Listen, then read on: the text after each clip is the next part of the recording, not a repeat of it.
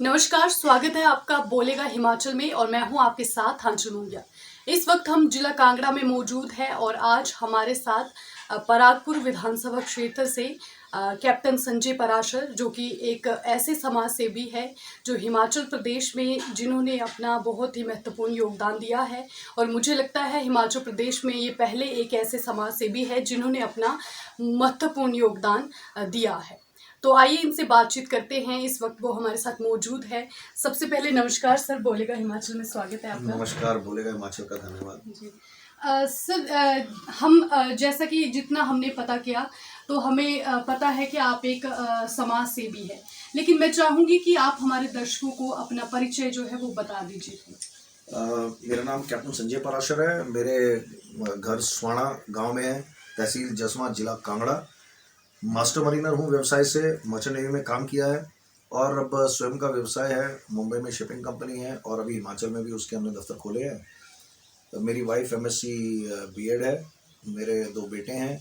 मेरे ससुराल जो है वो सेरी में है। मेरा बड़ा बेटा जो है वो 12th करके अभी गांव में मेरे साथ सामाजिक कामों में सहयोग दे रहा है। छोटा वाला जो बेटा है वो 10वीं कर चुका है, 10वीं के एग्जाम्स वगैरह में अभी व्यस्त है। सर देखिए, समाज सेवा के क्षेत्र में आपका कैसे रुझान आया और क्यों आप समाज सेवा में आए? समाज सेवा का रुझान हमारे सनातन धर्म में हर एक जो इसको फॉलो करते हैं अनुयायी जो होते हैं, ये बचपन से ही इसमें जो है बच्चों में ऐसे संस्कार दिए जाते हैं।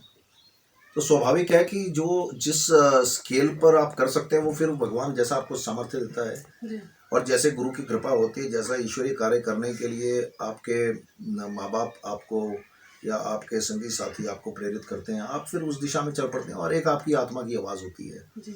तो बचपन से ये करते आए हैं।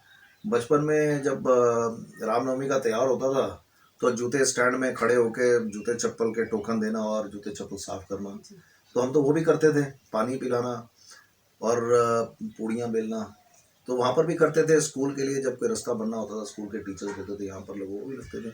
मुझे लगता है सामाजिक काम हर पुरुष करता है। यही फ़र्क है इंसान में और जानवर में कि हम सिर्फ झुंड में नहीं चलते, हम लोग अपने स्तर पर भी काम करते हैं। तो ये एक व्यवहार है और मुझे लगता है ये व्यवहार सबके पास होता है और मैं भी इसी व्यवहार में चला हुआ हूँ। सर, आपने अपने विधानसभा क्षेत्र में 50 से अधिक जो है वो मेडिकल कैंप लगाए हैं, तो इसका लाभ कितना पहुंच रहा है लोगों तक और इसका क्या उद्देश्य है? देखिए, मेडिकल कैंप सबसे पहले हमने लगाया था स्वाणा गांव में और वो हमने यहाँ पर लगाया था सिद्ध बाबानाथ मंदिर में, क्योंकि हम लोग हर साल 24 फरवरी को अपना स्थापना दिवस मनाते हैं। हमने उस समय यहाँ पर मंदिर बनाकर जो मूर्ति स्थापना करी थी, तो हमने सोचा चलो इस बार मेडिकल कैंप लगाते हैं। तो हमने मेडिकल कैंप लगाया, डॉक्टर्स को बुलाया, करीब करीब 500 लाभार्थी आए। तो मुझे लगा कि यहाँ पर मैं अपेक्षा कर रहा था 100-200 तक की, फिर मेरी माता का उसमें मोतियाबिंद निकला, आंखों के डॉक्टर भी आए। तो सबसे पहले जो हमने बैच का ऑपरेशन कराया वो हमने जलंधर जाके अरोड़ा आई हॉस्पिटल में कराया और इसके लिए CMO की परमिशन लगती है। फिर हमने सोचा चलो दूसरा लगाते हैं, तीसरा लगाते हैं। ऐसा कुछ था नहीं कि हमारी कोई योजना थी 100 कैंप या 50 कैंप या 10 कैंप लगाने की। हमने तो ये समझा कि ईश्वरीय कार्य करना चाहिए और हमारे यहाँ गरीबी बहुत ज़्यादा है, गुर्बत बड़ी है और जो अस्पतालों की व्यवस्था है वो चरमराई हुई है। यानी कि हमारे यहाँ अगर आँखों को अगर आपने डिटेल में टेस्ट कराना हो, सबसे नज़दीक जगह आपकी हमीरपुर या कांगड़ा पड़ती है। महाजन आई हॉस्पिटल का अपना एक नाम है, लोग प्रेफर करते हैं वहाँ जाना। और मुझे खुशी है कि 50 मेडिकल कैंप लगाकर भगवान ने हमें और सामर्थ्य पैदा कर और कैंप्स लगाने की प्रेरणा दी हुई है और करीब करीब 34,000 लाभार्थी अभी तक कैंप में आए हैं, जिसमें से हमने कई हज़ारों के, कई सैकड़ों लोगों के ऑपरेशन कराए, चश्मे दिए और अब तो हमारी टीम भी इसमें काफ़ी कुछ सीख गई। हम भी सीख रहे हैं, दिन पर दिन सीखते जा रहे हैं। कानों की मशीनों का भी काफ़ी एक बड़ा कॉस्ट रहता है, तो कानों का डॉक्टर तो यहाँ पर पास में दिखता नहीं है, कानों की मशीन भी यहाँ पर नहीं दिखती है। तो गरीब आदमी तो अस्पताल जाते हुए 10 बारी सोचता है यार जाना नहीं जाना, अपनी दिहाड़ी पुटनी नहीं पुटनी। तो इस तरीके से जो ये लगता है कि भाई जो सेवाएं हम दे रहे हैं इसका ज़्यादातर लाभ गरीबों को हो रहा है और मुझे लगता है कि समाज के अंतिम पायदान पर खड़ा हुआ आदमी, उसके लिए जो काम करना है उसी के लिए सरकारें बनती हैं, उसी के लिए समाज सेवी लगे रहते हैं। सर, अभी आपने युवाओं के लिए मतलब अपनी विधानसभा क्षेत्र में गांव-गांव में लर्निंग सेंटर खोले हैं, तो इसके बारे में थोड़ा सा बताएं और कितने युवा जो है इसका लाभ ले रहे हैं? देखिए, अभी तक हम 20 इंग्लिश लर्निंग सेंटर और कंप्यूटर सेंटर खुल चुके हैं। इसमें करीब 100 युवा ऐसे हैं जो 10वीं की क्वालिफिकेशन से ज़्यादा हैं और जिन्होंने डीसीए कोर्स और टैली कोर्स इनमें दाखिला लिया है। अंदाजन इसकी फ़ीस जो है बाज़ार में 1 साल वाले कोर्स की करीब करीब 15,000 आती है। हम इसको निःशुल्क कर रहे हैं और मुझे लगता है कि यहाँ का जो युवा है, यहाँ के जो बच्चे हैं, जो मतलब तीसरी चौथी से जो बच्चे हैं, उनके अंदर जो कंप्यूटर को लेकर एक बहुत बड़ा यंत्र है। तो हम चाहते हैं उनका ये जो बहुत बड़ा यंत्र है, इसको हम बताएं कि ये तो साधारण यंत्र है और हम इसमें बड़े माहिर हैं। तो अंग्रेज़ी एक ऐसी हमारे यहाँ पर शिक्षा प्रणाली जो बनी आज़ादी के बाद की, तो जितनी हमारी नौकरियां हैं उसमें अंग्रेजी का एक बहुत बड़ा योगदान है। उसमें अंग्रेजी में हम अगर हमको नहीं आती है तो कहीं ना कहीं विश्वास भी ऊपर नीचे होता है। तो इसीलिए हमारा ये प्रयास रहा कि हम 1 2 3 4 ऐसा जितने लर्निंग सेंटर्स खोल सकते हैं हमें खोलें। हमारी अपनी जो अभी 20 लर्निंग सेंटर चल रहे हैं उसमें करीब करीब 1500 बच्चे और युवा रजिस्टर्ड हैं और हर दिन करीब करीब 700 से 1000 लोग उसको अटेंड करते हैं। तो मेरे लिए तो बड़ी खुशी की बात है कि माएँ जो हैं वो बच्चों को प्रेरित करती हैं। अब तो उल्टा हो गया, बच्चे आते हैं घर में अपना बस्ता फेंकते हैं, अपनी तैयारी करते हैं, फटाफट सेंटर भागते हैं कि उनको सबसे पहले कंप्यूटर चाहिए। हमने 200 कंप्यूटर्स ऑर्डर किए हैं और करीब 118 तो हमने ऑलरेडी लगा दिए हैं। कल हमने सरस्वती विद्या मंदिर परागपुर में स्कूल के अंदर खोला, एक सरस्वती विद्या मंदिर कस्बा कोटला में खोला। अब हम स्कूल के अंदर इसलिए लैब्स खोल रहे हैं कि जो कंप्यूटर सिखाने की जो फीस है 300-400 रुपये या 100 रुपये, सरकार को इसको बंद करना चाहिए, प्राइवेट स्कूल्स को इसको बंद करना चाहिए। ये तो अभी करिकुलम का हिस्सा है, करिकुलम के हिस्से में भी आप व्यवसाय कर रहे हैं। मुझे लगता है व्यवसाय की भी एक सीमा होनी चाहिए। और अगर आप ट्यूशन पढ़ाएंगे उसके 400 रुपये लेंगे, ठीक है जी, और ट्यूशन फीस आप स्कूल में भी दे रहे हैं, घर में भी ट्यूशन फीस दे रहे हैं। तो हम इस प्रणाली को तोड़ना चाहते हैं कि भैया स्कूल में जा रहे हैं, पढ़ रहे हैं, बाकी अगर कहीं पर कुछ पढ़ना है तो वो लाइब्रेरीज होती हैं, डिस्ट्रिक्ट लाइब्रेरीज होती हैं।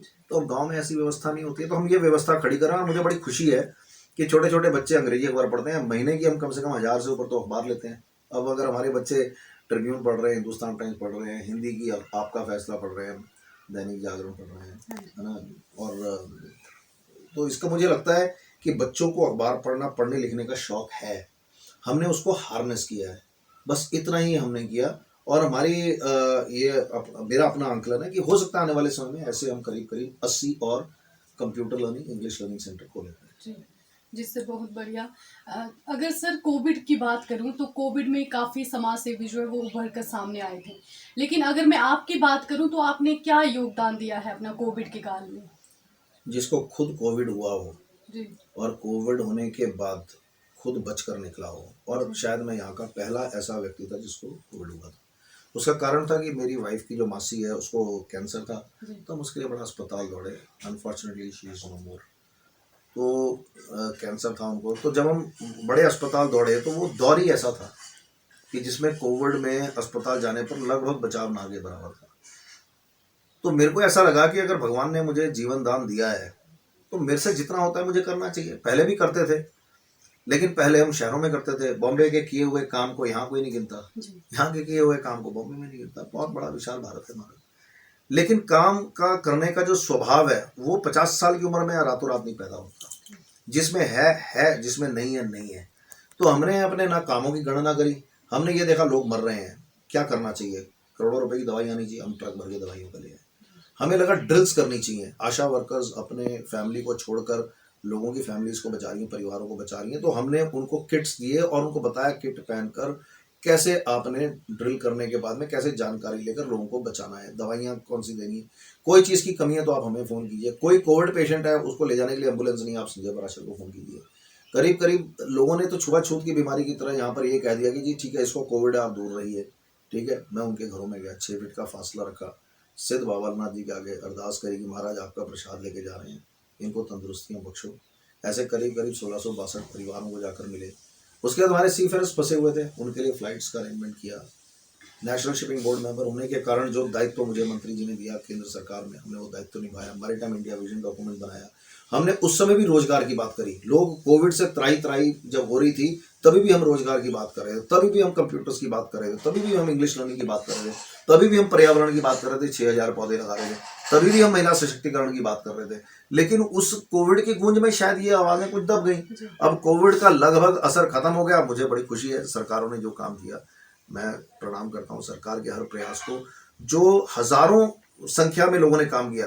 मैं बोलता हूँ अगर जसवा परागपुर की संख्या 1,75,000 है, मैं आपको दावे के साथ कहता हूँ कम से कम 1.5 लाख लोगों ने सेवाएं दी, चाहे पड़ोसी को दी, चाहे उन्होंने आशा वर्कर्स के साथ सहयोग किया, सबने सहयोग किया। कुछ लोग सामने उभर कर आ गए और कुछ लोग शांत स्वरूप से पीछे काम करते रहे, इसलिए मैं सबको नमन करता हूँ। नहीं तो इतनी बड़ी बीमारी चाइना ने हमारे घर में घुस के हमको बंद किया, हम इसको हरा नहीं पाते। आज अगर हमने हराया है तो सब इसमें जो है सबको बहुत बहुत बधाई है। सर अभी देखिए नारी सशक्तिकरण की अगर बात करें तो नारी सशक्तिकरण के लिए आपके मतलब यहाँ विधानसभा क्षेत्र में जो महिलाएं हैं उनके लिए आप क्या कर रहे हैं? देखिए सबसे पहले तो मुझे लगता है कि 49% यहाँ पर महिलाएं हैं और 51% जो है पुरुष वर्ग है। सबसे पहले तो हमारी कोशिश ये रही कि जी महिलाओं के साथ डायरेक्ट जब इंटरेक्शन होता है तो उनकी जो अपनी समस्याएं हैं, तो सबसे बड़ी समस्या यहाँ पर महिलाओं को जो मैंने देखा है, उनको ये रहता है कि जी मेरे बच्चों को कैसे भी करके आप नौकरी दीजिए। मेरे बच्चे जो हैं 2 साल से नहीं पढ़ रहे हैं, कोविड में लिखना पढ़ना भूल गए, ये मोबाइल फ़ोन पे चिपक गए हैं, ठीक है जी। तो उसके बाद में अगर आप बोलो महिला मंडल है, महिला मंडल में बिजली नहीं है, तो हमको ये लगा अगर महिला मंडल के जो कमरे हैं उनमें बिजली होगी, उसके अंदर अगर वो अपनी बैठकें लेंगे और साथ में वहाँ पर सैनिटरी पैड डिस्ट्रीब्यूशन होगा, वहाँ पर अगर आप बच्चों को पढ़ा रहे हैं और महिला टीचर्स रख कर पढ़ा रहे हैं, तो मुझे लगता है कि महिला के सशक्तिकरण में महिलाओं की समस्याओं का समाधान करने से ही उनका सशक्तिकरण होता है। और इसमें जैसे बहुत सारी महिलाएं ऐसी हैं जो ठीक से देख नहीं पाती, वृद्धावस्था है, मोतियाबिंद हो गया, सुन नहीं पा रही हैं, ठीक है, अस्पताल जाना है जा नहीं पा रही हैं, जा रही हैं तो ऐसी इस प्रकार की बीमारियां हैं कि वो सोच रही हैं इतने 5 लाख 3 लाख 4 लाख 50,000 1,000 10,000 के बिल से हम कैसे निपटेंगे। तो उसके लिए हमारी कोशिश ये रही कि जो सरकार की अच्छी स्कीम है उनके घर तक जाएं। हमने वो दरवाजे खटखटाए जहाँ पर मुझे लगता है सरकारी अधिकारी कभी पहुँच नहीं सकते, लेकिन अगर सरकार के अधिकारी इतने बड़े क्षेत्र में नहीं पहुँच सकते तो सरकार का दूसरा व्यक्ति तो पहुँच सकता है। तो हमारा ये रहा कि हमने सरकारी स्कीमों को समझा और हम सरकार की स्कीमों को लेकर उनके घर में गए, जैसा हिम केयर कार्ड है, जैसा आपका श्रम कार्ड है, जैसा 330 रुपये में प्रधानमंत्री की जो जीवन बीमा योजना है, जैसे पशुओं के लिए 1,030 रुपये में आप गाय भैंस जो है उसका आप बीमा कर सकते हैं। तो मेरे को लगता है कि हमारे यहाँ पर महिलाओं का जो एक इनसिक्योरिटी वाला एटमॉस्फेयर था कि हमारे बारे में जो सरकार सोच रही है शायद ज़मीनी स्तर पर नहीं आ रहा, या जो हमारी समस्याएं हैं हम और भी बताएं, तो हमने वो दरवाजे खोले, हमने जितने प्रयास थे वो जोड़े, पर जो हमने किया उस सागर में गागर के समान है। बहुत काम करना बाकी है, जितना कर लो उतना कम है। 7 जन्म भी हम अगर काम करें तो मुझे लगता है काम छोटा पड़ जाएगा। सर आपने अपना इतना योगदान दिया है, तो आगे के लिए समाज सेवा के क्षेत्र में आपकी क्या रणनीति रहेगी, क्या प्लानिंग है? समाज सेवा में कोई रणनीति होती नहीं, समाज सेवा तो बड़ी साधारण सी बात है, करनी है कीजिए, नहीं करनी तो मत कीजिए, अपने घर के दरवाजे बंद कर दिए, सो जाइए। और जिसने करनी है वो करेगा, जो अपनी गठड़ी जो 2 रुपये मांगे ता जाएगी, ऐसा कुछ लाई सकेंगे, ठीक है जी। अगर मेरा घर है, मेरी छत जो है सह नहीं चुका कर दी, अगर मेरे घर में पानी लीक हो रहा है, मैं दूसरे के घर क्या बनाऊंगा। तो समाज सेवा करने के लिए सबसे पहले जो आधारभूत है आपका, बाबा विभूति राम जी की बड़ी कृपा है, मैं अपने गुरु महाराज को शत नमन करता हूँ, प्रणाम करता हूँ कि वो कच्चे घरों में रहते थे और उन्होंने कईयों को करोड़पति बनाया, लेकिन उन्होंने कईयों को शिक्षाएं भी दी। तो जो उन्होंने कहा है मैं वो पकड़ के चला हूँ, जो उन्होंने करने को कहा वो मैं कर रहा हूँ। जितना मैं कर रहा हूँ और जितना मैं व्यय कर रहा हूँ उतना मेरा गुरु महाराज हमारी झोलियाँ भर रहा है। और मुझे बड़ी खुशी है कि ये अंतहीन कार्य के लिए माँ लक्ष्मी और माँ सरस्वती दोनों की बड़ी अपार कृपा मेरे गुरु ने जो मेरे पे बरसाई है, उसकी बख्शीश संभाल कर आज मैं आपके समक्ष बात करने के लिए खड़ा हूँ। तो मुझे ऐसा लगता है कि ये अंतहीन कार्यक्रम जो हैं ये चलते रहेंगे और संजय पराशर अपनी आखिरी सांस तक फर्जदार बनकर करता रहेगा। और जिस दिन करने के लायक नहीं होगा, मेरी अपने गुरुओं से प्रार्थना है कि अपने चरणों में उस दिन स्थान दे दें और हमें पूर्ण विराम दे दें। सर अभी आपके विधानसभा क्षेत्र में लोगों को, काफ़ी युवाओं को, महिलाओं को आपसे काफ़ी उम्मीदें हैं क्योंकि आप एक समाज सेवी है। तो ऐसे में अगर आने वाले विधानसभा के चुनावों में अगर आपको कुछ मौका मिलता है तो आपने क्या सोचा इस बारे में? अगर विधानसभा के चुनाव से पहले लोग चाहते हैं संजय पराशर इलेक्शन लड़े, तो संजय पराशर पीछे हटने वालों में से नहीं है। उसका कारण है आज अपने जितने काम हैं वो सारे काम अस तां करा करते कि साड़ी गठड़ी च इन्ना पैसा। ठीक है जी, 60,000 करोड़ का बजट होता है हिमाचल प्रदेश सरकार का, 68 एमएलए हैं। गरीबों के लिए बोलना कहाँ पर बोलेंगे आप? विधानसभा में बोलेंगे, लोकसभा में बोलेंगे? ये तो संख्या बल का खेल है। ये तो संख्या बल ने तय करना है कि भाई कौन इस लायक है जो वहां पर जाए। अगर लोग तय करते हैं कि संजय पराशर इस लायक है, भेजते हैं, हम उनकी आवाज उठाएंगे। जी, बहुत बहुत धन्यवाद सर अपना समय देने के लिए। आपका बहुत बहुत धन्यवाद। धन्यवाद बोलेगा हिमाचल का जी। और सारे व्यूअर्स का। आपको हिंदू नववर्ष की ढेर सारी बधाई, बहुत बहुत शुभकामनाएं। जय बाबे दी, जय माता दी। तो आपने देखा ये थे हमारे साथ एक समाज सेवी कैप्टन संजय पराशर जी। तो ऐसे ही बने रहिए और देखते रहिए बोलेगा हिमाचल।